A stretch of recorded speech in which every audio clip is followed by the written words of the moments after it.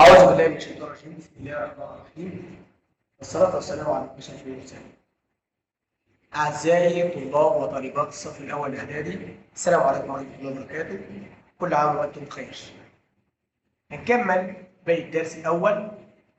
وقفنا عند الخريطة السياسية لقارة أفريقيا. نستنتج من خريطة أفريقيا السياسية، الخريطة اللي هي موجودة قدامنا دي، ما يلي: قارة أفريقيا فيها 54 دولة. المساحة بتاعتها مختلفة، يعني في دول كبيرة ودول صغيرة. بصينا على مصر مثلا كدولة، المساحة بتاعتها تختلف عن مساحة ليبيا، يختلفوا عن مساحة تونس، مختلفة المساحة. أكبر دولة هي دولة الجزائر، دي أكبر دولة. فين الجزائر يا جماعة كدولة؟ أهي. طيب، أكبر دولة من حيث المساحة. طيب مصر توجد في الركن الشمالي الشرقي من قارة أفريقيا، عارفين كده شمال، وطبعا واخدة الجهة الشرقية تبقى الشمال الشرقي من قارة أفريقيا، وتعد من أكبر دول القارة مساحة. طب لو جالي في الامتحان وتعد أكبر دول القارة مساحة، نقول له غلط. أمال إيه؟ تعد من أكبر، هي من الدول الكبيرة لكن مش أكبر دولة فيهم.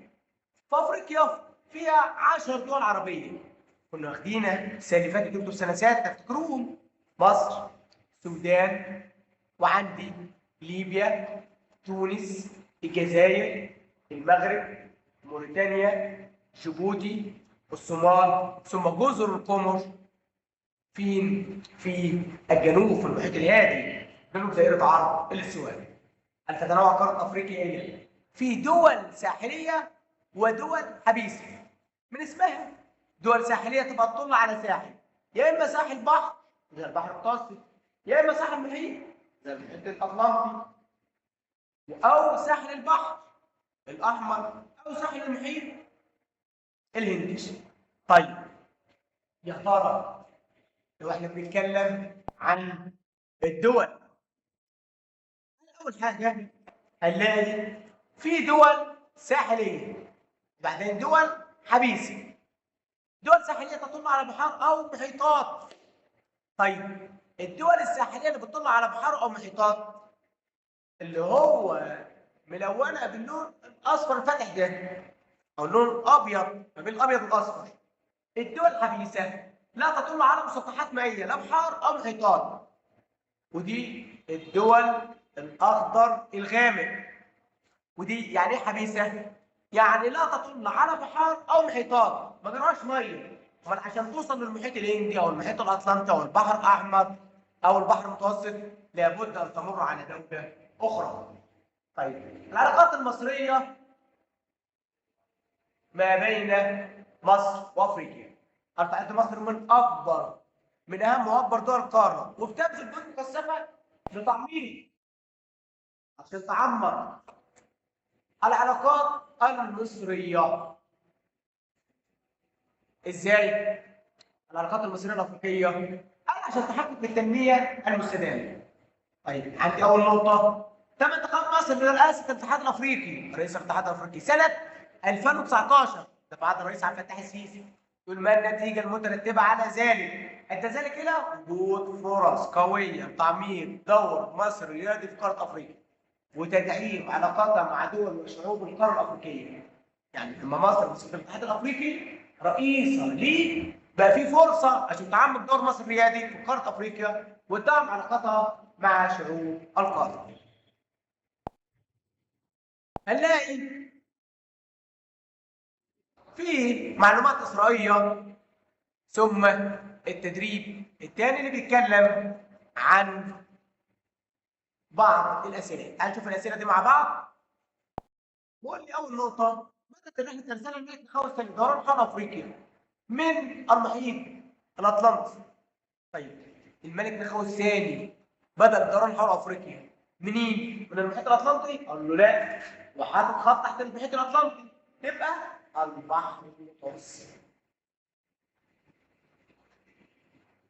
طيب استطاع المسعود ان يخترق الصحراء الكبرى من الشمال للجنوب حتى وصل الى مالي. بني المسعودي تبقى مين؟ ابن بطوطه. دي الإجابة الصحيحة. طيب عندي وصل نفوذ المصري في عهد محمد علي باشا إلى جنوب دائرة الاستواء بدل محمد علي الخديوي إسماعيل. وإسماعيل. طيب بعديها كان هنري الملاح أول أمراء الإنجليز المهتمون باكتشاف قارة أفريقيا في القرن ال 15. بدل الإنجليز هنقول البرتغاليون.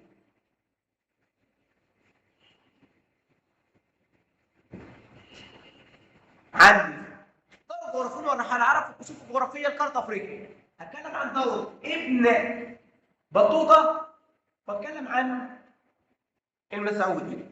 كل واحد كان له دور في الكشوف الجغرافية لقارة أفريقيا.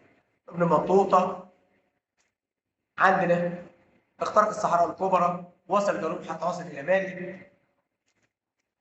عندي ما العلاقة بين كل من محمد علي ومنابع نهر النيل؟ محمد علي اكتشف منابع نهر النيل. يبقى اكتشف محمد علي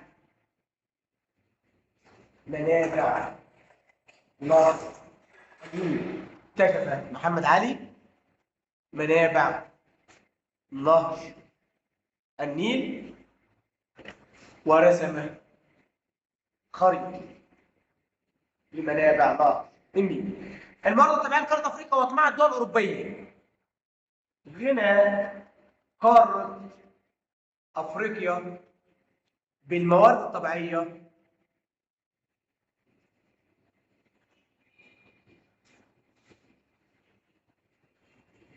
أدى إلى قيام الدول الاستعمارية باحتلالها وتقسيمها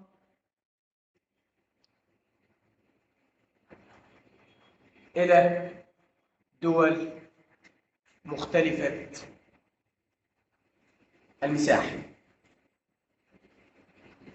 هنا تأسيس البرتغال الموانئ والمراكز التجارية. بما تفسر ليه البرتغاليين عملوا الموانئ والمراكز التجارية على طول طريق نصر الرجاء الصالح؟ لا، حماية مصالحهم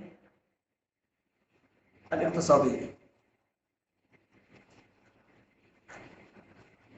تقسيم أفريقيا لعدد كبير من الدول هنقول بسبب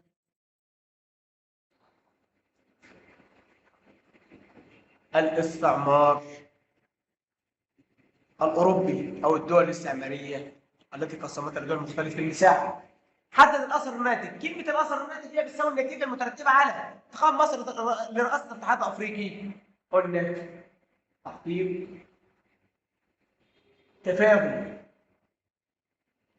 بين مصر وشعوب القارة الأفريقية.